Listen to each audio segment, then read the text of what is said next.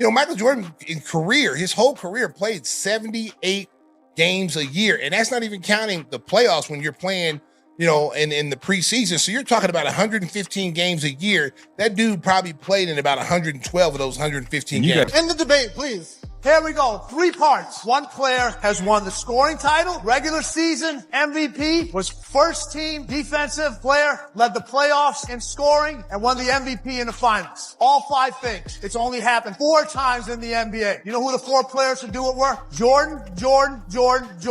But you have to really play hard. Does that hurt you physically? No, because when I play hard all the time. There's no turn it on here, turn it off here. It's just 110% at all times. We come to practice, he's on one leg. Like he was hurt the second year, he was on one leg the whole year and played 82 games. Wow. And so he practiced every day and he played every game on one leg. And so he's like, man, MJ, why don't you just sit up? How can I be the leader of the team and sit out and y'all going through all the credit? I gotta be there. Michael never set out games. If Michael set out a game, he made sure he played at least 25 minutes so you saw him play. Whether it be preseason, he didn't miss any regular season games. But during preseason where most stars sit out, he played. Stacey King knows something real, something most people arguing online will never fully get. He's seen what true championship greatness looks like when you're standing right beside it day after day, not watching clips on a screen. King wasn't sitting around studying Jordan highlights or checking box scores from his couch. He was in those battles for real, winning 3 straight NBA titles next to one of the most unstoppable players the game has ever witnessed. He watched the practices nobody recorded. He saw the mentality cameras could never capture, and he felt that pressure up close every single day. And now, after witnessing both eras with his own eyes, he's ready to shut this whole debate down with facts that hit harder than any hot take ever could. Here's what King said that's got the entire internet buzzing. In 22 full seasons, LeBronJames has achieved what Michael Jordan accomplished in just 13 years of active play. Let that sink in for a second.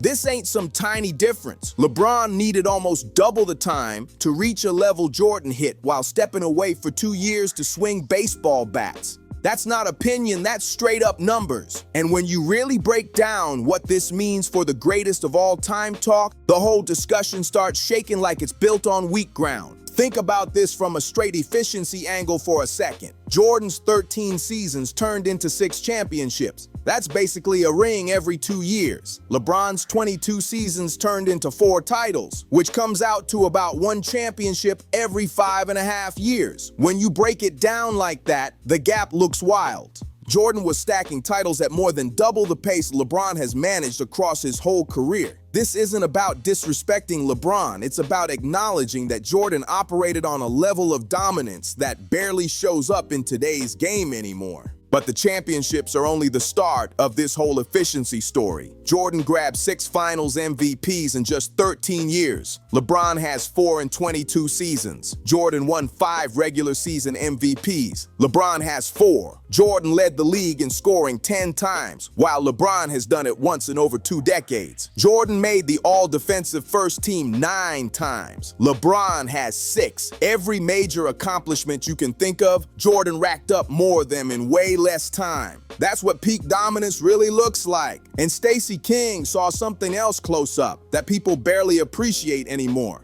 Jordan's commitment to showing up. We're in an era where players sit for rest, where load management is just part of the schedule, and stars pick which games matter enough to play. Jordan wasn't built like that. King talks about how MJ played in 78 games almost every season. Basically the whole schedule. He pushed through small injuries, he played preseason games while other stars were chilling, and he treated every night like the world was watching. He showed up in small market cities for exhibitions because he understood something simple. Fans everywhere deserved to see him compete. The Bulls would pull up to places like Lincoln, Nebraska for preseason games. And while most stars today don't even touch the floor in big city exhibitions, Jordan suited up and gave those people everything he had. King remembers the mindset behind it. Jordan felt a real responsibility to the fans paying to watch basketball. He knew his salary, his endorsements, his whole lifestyle existed because people loved the game and showed up for him. So if he was healthy enough to hoop, he played. No excuses, no soft days off, no minor issues stopping him. Just straight commitment to the sport and the folks supporting it. Now compare that to modern basketball, where stars sit out back-to-backs, coast through regular season stretches, and act like 82 games is too much to handle. So I'm not coming from a biased position where I'm just like, oh, that was my era, so I'm being biased. No, my eyes don't lie. I know what I've seen. And as great as LeBron is, and he's fantastic, but he ain't fucking with MJ. Just based off the eye test and the skill level and some of the stats and the heart, nah, yo, no. I saw MJ play from his prime to his retirement. I saw Kobe play from his prime to his retirement. I've seen LeBron from his prime to his eventual retirement. How this young generation is so dismissive of this stat when they go, well, LeBron James has been to the finals this many, and he won this many times, but he's been this many times. LeBron has had plenty of rest days and missed games throughout his career. And again, this ain't about attacking anyone. It's about understanding how different Jordan's approach really was. His availability was part of his greatness. You knew MJ was stepping on that court unless something serious kept him out. That consistency, that reliability, that tough mentality, that's what separated him from everybody else. And here's a stat that ends whole debates before they even begin. There's one achievement in basketball that represents absolute dominance.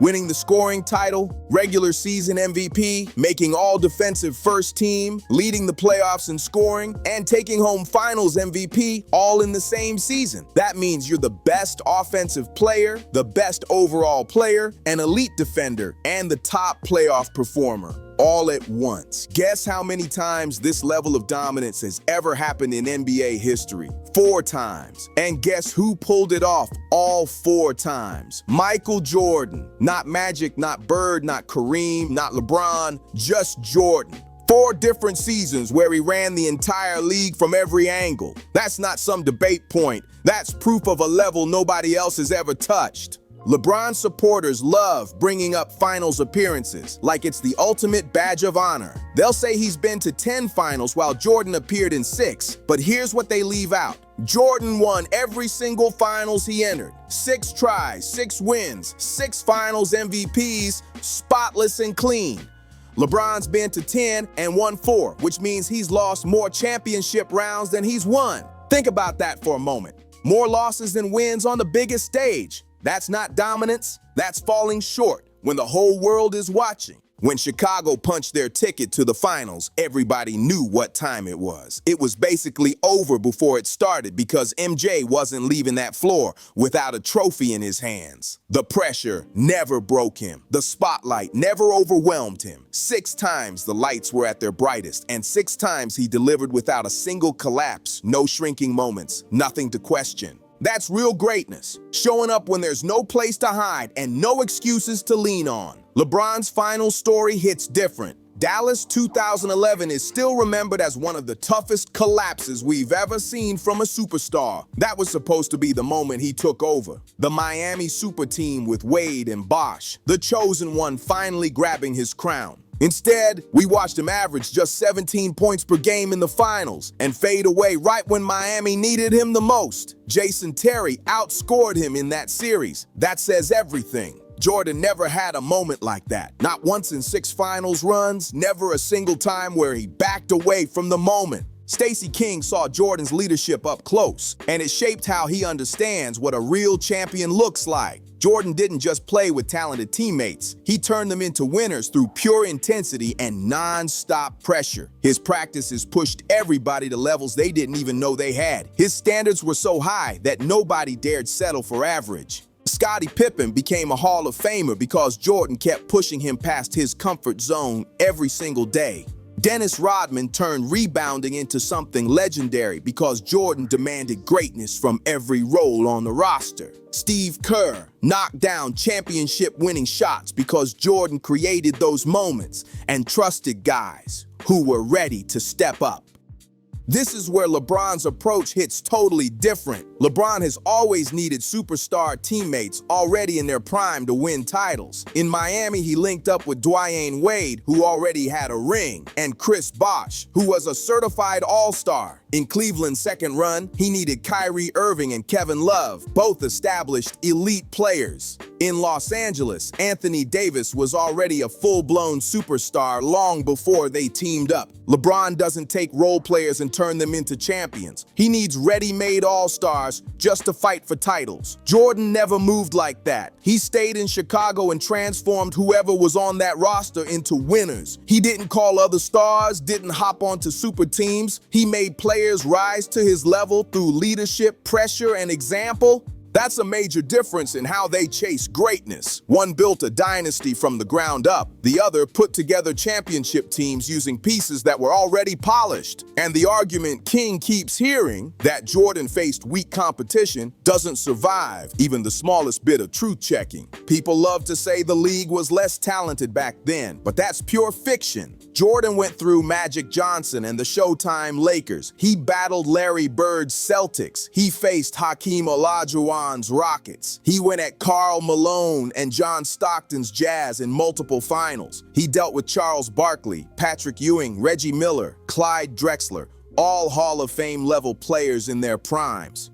The competition was fierce, tough, and physical, and the basketball itself was way harder than anything we see today. Hand checking was legal. Defenders could put real pressure on offensive players, and every basket had to be earned through contact. Flagrant fouls weren't handed out for light bumps, and technicals didn't show up just because someone showed emotion. It was rough, intense basketball where only the strongest survived. Jordan averaged 30 points per game for his career in that kind of environment. Drop prime MJ into today's space-heavy freedom of movement NBA, and he'd probably be putting up 40 a night with ease. Meanwhile, LeBron plays in the easiest era for scorers the league has ever seen. The rules are designed for offense. Barely touching someone might get called a flagrant. Looking too intense might get you a technical, and the floor is spaced out like a runway with shooters everywhere. And even with all these advantages helping offensive stars thrive, LeBron still doesn't match Jordan's scoring dominance. One scoring title in 22 years compared to Jordan's 10 scoring crowns in just 13 seasons. The numbers don't support any idea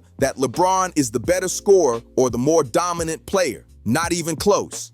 And now we gotta talk about the cultural impact Stacey King watched unfold in real time, because that part takes this debate to a whole different level. Jordan didn't just hoop, he shifted global culture in a way no athlete before him or after him has managed in such a short stretch. In just 13 years, he became the most recognizable face on the planet. He took the Chicago Bulls from a struggling franchise to the most famous sports team in the world. He made basketball must-watch TV for people who didn't even care about sports. His influence reached countries where basketball barely existed, and the sneaker game explains everything. Jordan Brand still owns the market more than 20 years after MJ retired. His shoes outsell every current player's signature line combined. Kids today who never saw him play still rock Jordans because the brand he created lives way beyond basketball. That's cultural immortality, influence on a whole different level. LeBron has been trying to reach that same global impact for 22 years, and he's still nowhere near it. His shoes don't move like Jordan's, and his brand doesn't carry the same weight. The cultural footprint isn't even in the same universe. Space Jam showed Jordan's global pull perfectly. That movie introduced MJ to millions of kids worldwide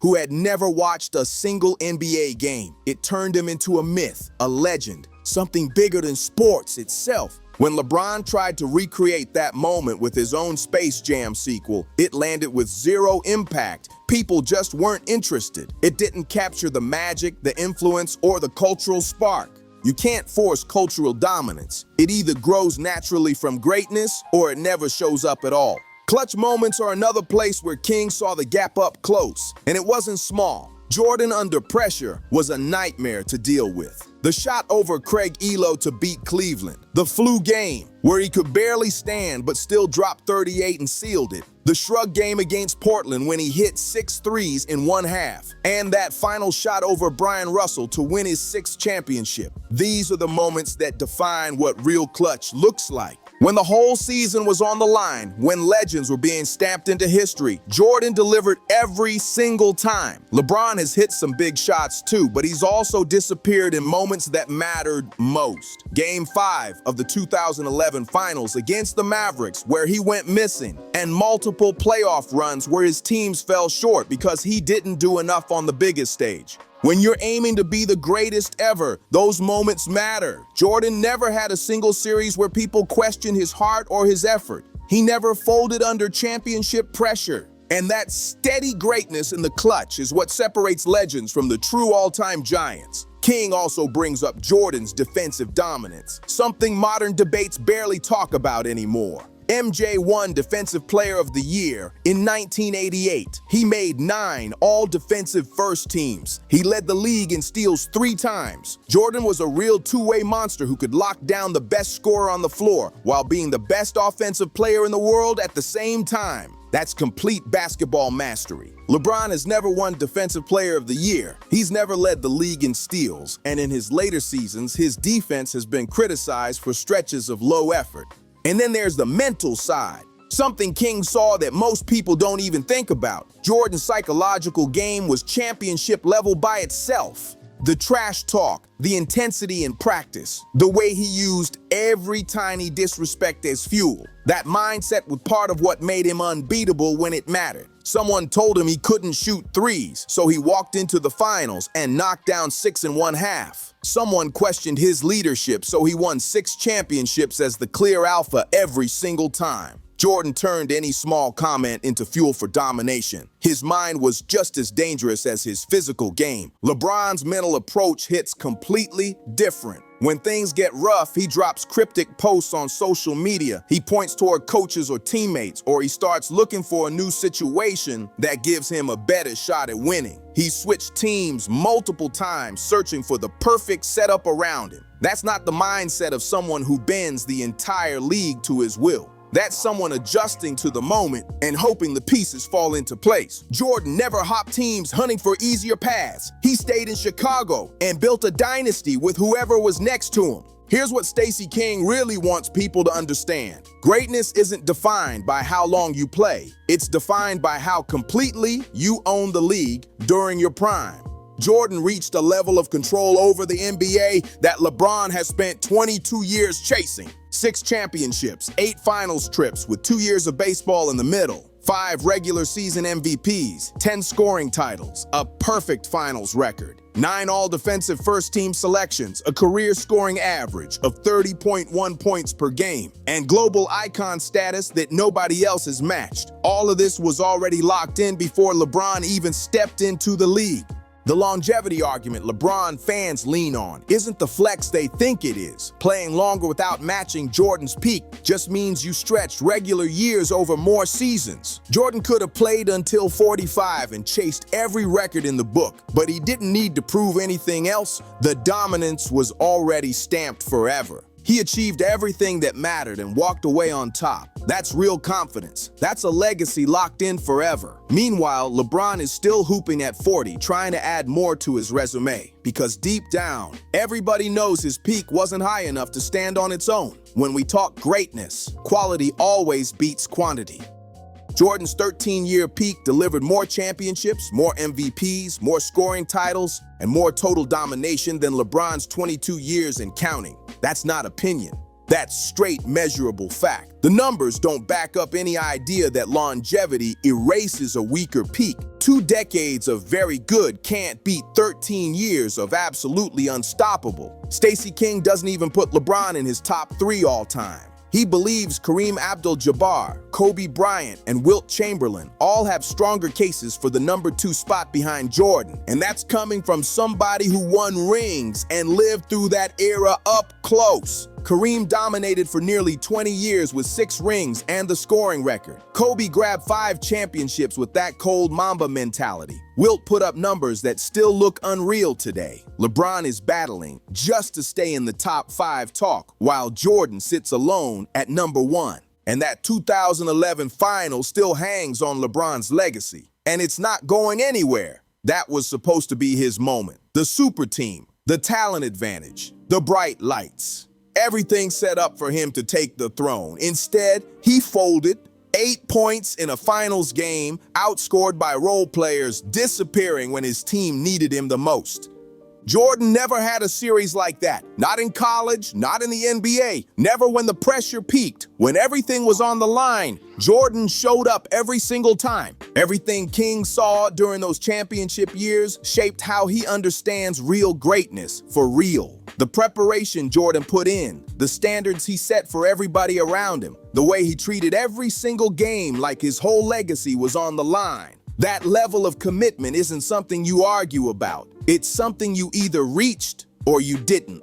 Jordan reached it. He dominated every moment that mattered. He sealed every big stage, and he did all of it in just 13 years. The GOAT debate shouldn't even be a debate. Jordan proved everything that needed proving more than a decade ago. He left the game as the undisputed champion with 0 questions left hanging. The only reason we're still having this argument is because a new generation wants their guy to be the greatest ever. But wanting it won't rewrite history. Hoping won't erase numbers. And no amount of long careers will ever match Jordan's peak domination.